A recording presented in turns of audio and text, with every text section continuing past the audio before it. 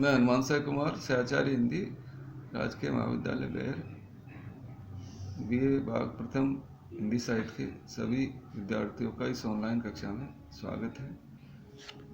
जायसी के पद को पढ़ रहे थे, इसी क्रम में आगे अध्ययन करते हैं। पद्मावती सो कहो व्यंगम, कंत लोभाय रही कर संगम, तू घर गरनी वही पी हरता, मोहि तन दिन हेसु चप और बढ़ता, रावट कनक सो तोके भयहूँ, रावट लंक मोहि के गयहूँ, ताई तोई चैन सुख मिले शरीरा, मोखे किए दुंद दुख पूरा, हमो ब्याई संग होई पीऊ, आपो उपाय जान पर जीवूँ, हमो मया कर जीव फरा, मोहि जियाओ कंत देहि मेरा, मोहि भाग सो काज ने बारी, सहो डीठ के जान हारी, सवतिन होय तू बैरन, मोर कंत जय हाथ, आन मिलाओ एक बेर, तोर पाय मोर माथ।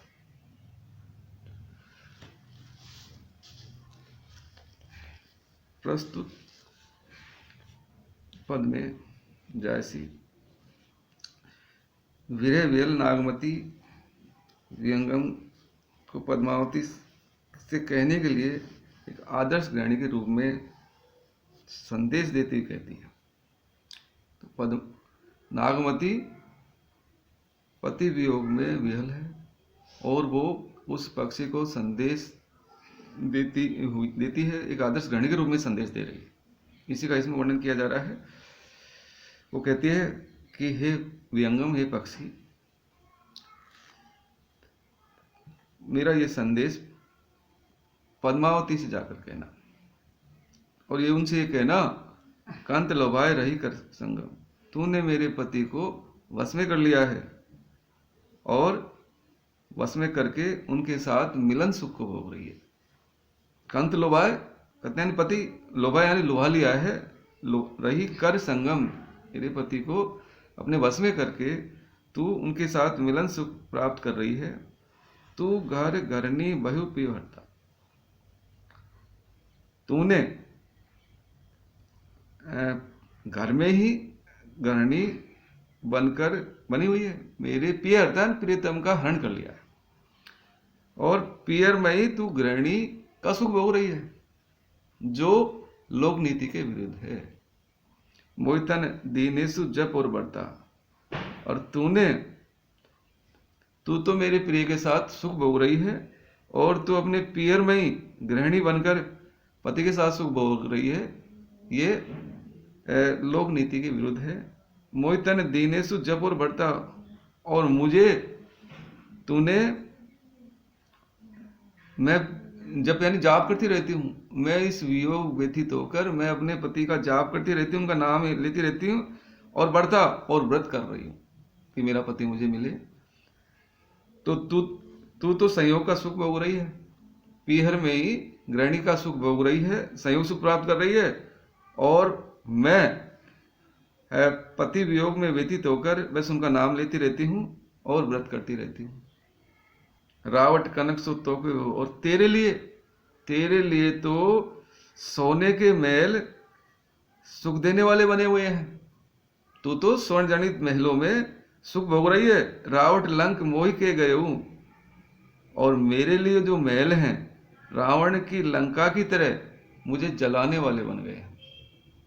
रावट यानी महल, लंक यानी लंका, मोहि के गए, मेरे लिए वो महल रावण की लंका की तरह जलाने वाले बने हुए हैं, ताप देने वाले बने हुए। तो ही चैन सुख मिले शरीरा, और तुझे तो शरीर और मन को चैन और सुख मिल रहा है। तुझे तो शरीरा मिले, सुख मिले शरीरा, तुझे तो चित्त को चैन और शरीर को तुझे तो सुख मिल रहा है, सुख की प्राप्ति हो रही है, सुखपूर्वक आराम से रह रही है। मोहि कह किए दुंद दुख बेरा, और मेरा मन और हृदय दुख और अंतर्द्वंद से भरा हुआ है, मैं वियोग व्यथित होकर दुख भोग रही हूँ। हमें वियोग संग होई पीऊ, हमहु ब्याई संग होई पीऊ। हे पद्मावती, मेरा ब्याह संग ओहि पीऊ, जो जिसे तू अपना प्रियतम मान रही है उसके साथ मेरा विवाह हुआ है। अतः हम पति पत्नी हैं। आपो पाए जान पर जीव, और आपो पाए जान पर जीव हूं। वो कह रही है तू इतना समझ ले कि मेरा उसी प्रीतम के साथ विवाह हुआ है, तू उसे लुभाकर बैठ गई है। तुझे अपने समान ही दूसरे के जी को समझना चाहिए। आप उपाय का अर्थ है अपने समान जान पर पीऊ। तुझे दूसरे के अपने समान दूसरे को भी समझना चाहिए। जैसे तू सुख भोग रही है, पति सुख भोग रही है, ऐसे तू ये सोचनी चाहिए कि ये किसी दूसरे का पति है, तो अपने समान दूसरे के जी को भी तुझे जानना चाहिए। दूसरे की जो मन की बात है उसको भी तुझे समझना चाहिए, मेरे बारे में भी सोचना चाहिए। हमो मया कर कऊ जीव फेरा, इसलिए हे पद्मावती तू मेरे ऊपर दया कर। मया का अर्थ है दया। हमऊ मया कर, हे पद्मावती तू मेरे ऊपर दया कर जो फेरा, और मेरे जीवन स्वरूप जो पति है उसको वापस लौटा दे। फेरा यानी लौटा दे, जीव यानी जीवन स्वरूप, जीवन देने वाले जो मेरे प्रिय हैं उनको वापस लौटा दे। मोहि जीव कंत देहु मेरा, इसलिए इस तरह मुझे जीवन रूपी दान दे, मेरे जीवन को दान दे। मेरे पति जो मेरा जीवन है उसको दान कर दे, कंत देव मेरा। और इस तरह कंत देव मेरा, मेरे पति को दे और मुझे जीवन दान दे। उनके बिना मैं जी नहीं सकती। मोहि भोग सो काज निबारी। आगे नागवती कहती है कि हे बाला, हे युवती, मोहि भोग सो काज नहीं, मुझे भोग की कोई आशंका नहीं है। वो कहती है मुझे इस भोग विलास की आवश्यकता नहीं है, अभिलाषा नहीं है, मैं भोग विलास करना नहीं चाहती। ये तो तुझे अवस्था है कि तो 100 डीठ के चानहारी। बस मेरी तो एक ही इच्छा है कि अभिलाषा है कि मेरे जो प्रियतम राजा रतन सेन है वो मेरे आंखों के सामने रहे। डीठी के यानी दृष्टि के सामने रहे, बस यही इच्छा है। यहाँ एक प्रौढ़ा के रूप में नागमती का कवि ने वर्णन किया है, क्योंकि वो प्रौढ़ा है। सवती न होय तू बेरिन मोर कंत जय हाथ, आन मिलाओ एक बेर तोर पाए मोरनाथ। अंत में नागमती उस पक्षी से कहती है, उस विहंगम से कहती है कि तू पद्मावती ये बात भी कहना कि हे पद्मावती, सवती न होय तू बेरिन, तू मेरी सोत है। न होय तू बेरिन, तू मेरी दुश्मन बन, सहपत्नी है। सवती यानी सोत या सहपत्नी। न होय तू हे पद्मावती तू मेरी सोत है, सहपत्नी है, तू दुश्मन मत बन, मेरी दुश्मन मत बन। मोर कंत जय हाथ, क्योंकि मेरा पति तेरे बस में है। जय हाथ मेरा पति तेरे बस में है और तू मेरी सोत है, लेकिन तू दुश्मन मत बन, दुश्मन जैसा कार्य मत कर। आन मिलाओ एक बेर, और मैं तुझसे प्रार्थना करती हूँ एक बार मेरे पति को मुझसे मिला दे। बेर यानी बार, आन मिलावा लाकर, उनको लाकर एक बार मुझसे उनसे मिला दे। तोर पाए मोर मात, और तेरे चरणों में मेरा सिर होगा, अर्थात जीवन भर में तेरे चरणों की दासी बनी रहूंगी। तो पूरे पद में नागमती की जो अभिलाषा है वो राजा रतन सेन से मिलना चाहती है। दूसरा वो ये भी जानती है, एक आदर्श गृहिणी के रूप में उसका वर्णन किया है। ये जानती है कि वो मेरी सहपत्नी है, सोत है, और उसकी इच्छा से ही मेरा पति वापस मुझे मिल सकता है। तो एक आदर्श गृहिणी के रूप में इसका वर्णन किया है। 2-3 बात इसमें कही गई है। एक आदर्श हिंदू नारी के रूप में जायसी ने नागमती का वर्णन किया है, और वो कहती है कि पद्मावती की दया पर ही मुझे मेरा पति वापस मिल सकता है, और एक बार अगर वो मुझे मिला देगी तो मैं जीवन भर उसकी दासी बनी रहूंगी। तो भारतीय नारी का सच्चा स्वरूप इसमें व्यक्त हुआ है। दूसरा वो इसमें दूसरी महत्वपूर्ण बात है इस पद में कि मोई भोग सो काज ने बारी। हे बाला, मुझे भोगविलास की आकांक्षा नहीं है मेरी, बस वो मेरी दृष्टि के सामने बने रहे। यहाँ पर नागमती एक प्रौढ़ा नारी के रूप में उसका चित्रण किया गया है। और तीसरी बात इस पद में ये आई है, इसमें व्यंग किया है, तू घर गृहिणी भई। हे पद्मावती, तू अपने पियर में ही गृहिणी का सुख भोग रही है। लोक में इसकी निंदा की जाती है। कोई युवती अपने घर में गृहस्थी का सुख नहीं भोग सकती। तो यहाँ उसके ऊपर व्यंग किया है कि ये लोक नीति की दृष्टि से ये अनुचित है, तुझे इस तरह का कार्य नहीं करना चाहिए था। तो 3-4 बात इसमें व्यक्त हुई है। तो एक वियोगिनी के रूप में नागमती का चित्रण किया है। वियोग श्रृंगार रस तो है ही इसमें, और तुलना भी की गई है। पद्मावती सुख भोग रही है और मैं वियोगिनी हूं, दोनों की तुलना है। बार बार इस तुलना को इसमें बताया गया है। अगला पद देखिए आप। रतन सेन के माई सुरसती, गोपी चंद जस मैनावती, आंधरी बूढ़े होई दुख रोवा, जीवन रतन कहाँ दुख होवा, जीवन आहा लीन सो काढ़ी, वही बिन टेक करे कोठाड़ी, बिन जीवन भई आस पराई, कहो सो पूत खंभ होय आई, नैन डीठ नहीं दिया बराई, घर अंधियार पूत जो नाही,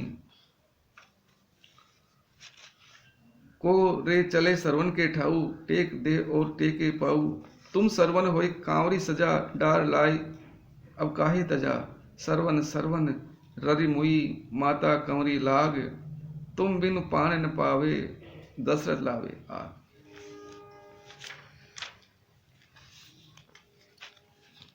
नागमती अपनी विरह व्यथा का वर्णन करते हुए उस पक्षी से इस तरह कहना चाह रही है कि लगता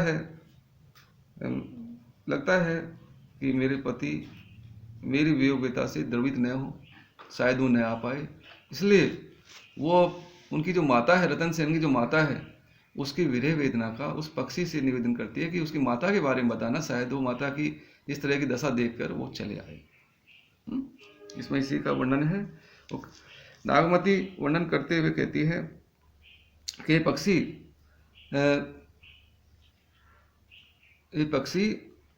रतन के माई सरस्वती, मेरे पति जो रतन सेन है उसकी माता का नाम सरस्वती है, और वो भी पुत्र वियोग में उसी तरह दुखी हो रही है। गोपी चंद जस मैनावती, गोपी चंद नामक राजा जब घरबार छोड़कर सन्यासी का वेश धारण कर लिया और सन्यासी बन गया, निकल गया, तो उसकी माता मैनावती उसके वियोग में उसने प्राण त्याग दिए। उसी तरह हे रतन सेन, तुम्हारी माता जो सरस्वती है उसने प्राण त्याग दिए, अर्थात मरणासन्न है, मरने की स्थिति में है और वो मर जाएगी। जिस तरह समानता है ना, जिस तरह गोपी चंद जैसे यानी समान, गोपी चंद की जैसे के समान मैनावती है, वैसे ही तेरी माता सरस्वती है, वो तेरे वियोग में, पुत्र वियोग में मरणासन स्थिति में मरी जाएगी। आंधरे बूढ़े हो दुख रोवा, और पुत्र वियोग के दुख में वो रोती रहती है, रोती रहती है। आंधरी और नेत्रों से अंधी हो गई है और शरीर वृद्ध हो गया है। आंधरी बूढ़ी हो दुख रोवा, वो अंधी हो गई है, बूढ़ी हो गई है और उस दुख में रोती रहती है, पुत्र वियोग में रोती रहती है। जीवन रतन कहाँ दुख हुआ, पता नहीं उसका जीवन रूपी रतन, माता के लिए पुत्र रतन के समान है, जीवन रूपी रतन के समान है, उसका पुत्र जीवन रूपी रतन पता नहीं कहाँ खो गया है। उसके वियोग में दिन रात आंसू बहाती रहती है और उसकी आंखों की दृष्टि जाती रही और शरीर वृद्ध हो गया है, बहुत क्षीण हो गया है और वो मरणासन स्थिति में है। जीवन रतन, पुत्र रूपी जीवन रतन, रूपक अलंकार है। जीवन हवा लीन सो काढ़ी, ऐसा लगता है जैसे पुत्र रूपी जीवन दाता को उसके शरीर से किसी ने निकाल लिया हो। जीवन आ लीन सो काढ़ी, मान लो किसी के शरीर से उसके जीवन को ही निकाल लिया हो, ऐसे उसका जो पुत्र रूपी जो जीवन दाता था उसको जैसे किसी ने निकाल लिया। भाई बन टेक करे कोठाड़ी। अब बताओ, किसी माता का जो पुत्र है वो आश्रयदाता है, तो पुत्र रूपी जीवन को ही जैसे उसके जीवन से किसी ने निकाल लिया हो, उसके शरीर से निकाल लिया हो। भाई बन टेक, बिना उसके अब उसके कौन आश्रय देगा, आधार देगा, कौन आश्रयदाता बनेगा। बिनु टेक, बिना सहारा के, करे कोठाड़ी, अब उसको कौन खड़ा करेगा, क्योंकि वह पुत्र वियोग में ऐसा है, वो निष्प्राण हो गई। बिन जीवन भई आस पर आई, अब बिना पुत्र रूपी जीवन के वो दूसरों पर आश्रित हो गई है। आस पर आई, पराये पर आशा कर रही है, यानी पराश्रित है, दूसरे पर आश्रित है। बिन जीवन, पुत्र रूपी जीवन के बिना वो पराश्रित है। कहो सो पूत खम हो आई। अब ये बताओ,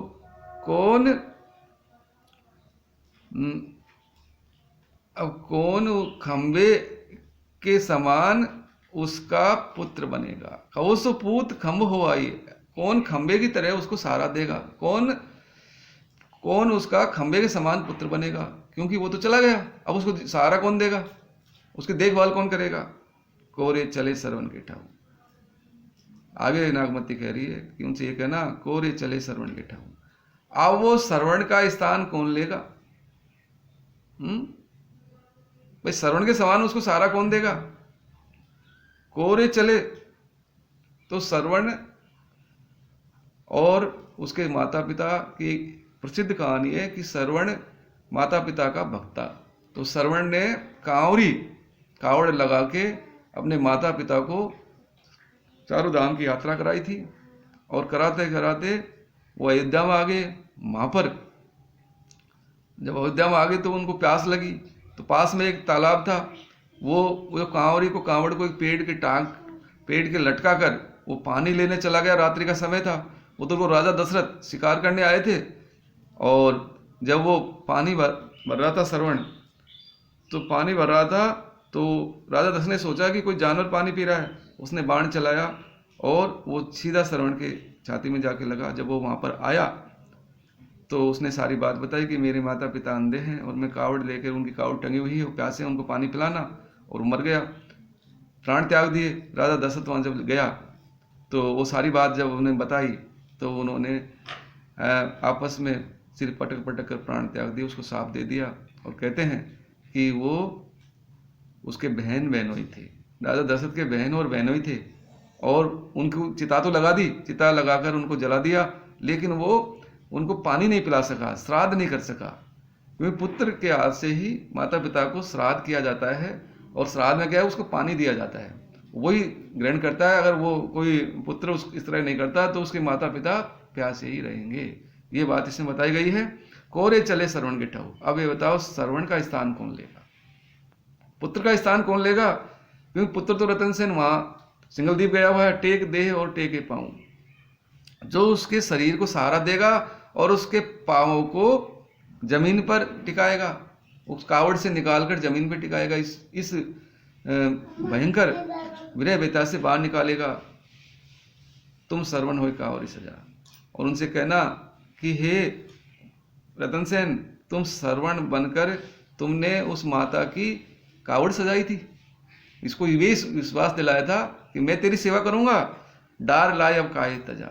अब उस सरवण की तरह तुमने उस पेड़ की डाल पर क्यों लटका दिया, उसको लटका कर उसको क्यों छोड़ गए, उसको अकेले क्यों छोड़ गए।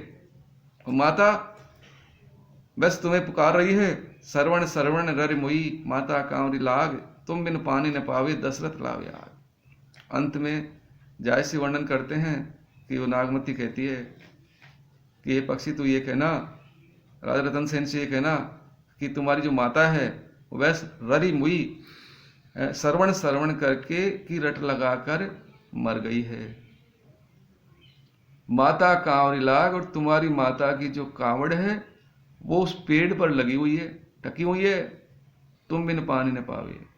अब तुम्हारे बिना उसको पानी कौन देगा, पानी कौन पिलाएगा, उसके श्राद्ध कौन करेगा, तुम्हारी माता को जल कौन छिड़ाएगा। दशरथ लावे आग, क्योंकि दशरथ तो केवल उसकी आग लगाकर उसको जला सकता है, और दशरथ के हाथ से पानी पी नहीं सकती। तो आग लगाकर जलाने वाला दशरथ तो आग लगाकर उसको जलाने वाला है, और श्राद्ध तो तुम ही करोगे, पानी तो उसको तुम ही दोगे। इसमें करुण रस है, और करुण रस है और वियोग श्रृंगार भी है। और इस पद में ये बताया गया है कि यहाँ जायसी ने श्रवण कुमार की मातृ प्रीत भक्ति को पौराणिक कथा की ओर संकेत किया है, पूरे पद में आया है। और वो उसके बहन बहनोई थे, तो ऐतिहासिकता है। जायसी यद्यपि मुसलमान थे, फिर भी हिंदुओं की जो लोक कथाएं थी उनको ढंग से उन्होंने सुना था, पढ़ा था, और उनकी अपनी इस कथा में हिंदुओं की घरानों की जो लोक कथाएं थी उनको लिया है। यहाँ नागमती का जो संदेश है बड़ा ही मार्मिक है। उसका प्रियतम उसके लिए चाहे न भी आए, उसका प्रियतम उसके लिए न आए, लेकिन माता के लिए तो जरूर आएगा। तो यहाँ हिंदू जो लोक संस्कृति है उसमें जायसी का विश्वास व्यक्त हुआ है। दूसरा, इसमें रत्नाओं के माई और मैनावती में उपमा अलंकार है, रतन में श्लेष है, नैन डीठ नाय में दृष्टांत है, तुम सर्वण हुई में उपमा अलंकार है। इसी के साथ आज का ये ऑनलाइन कक्षा समाप्त की जाती है। धन्यवाद।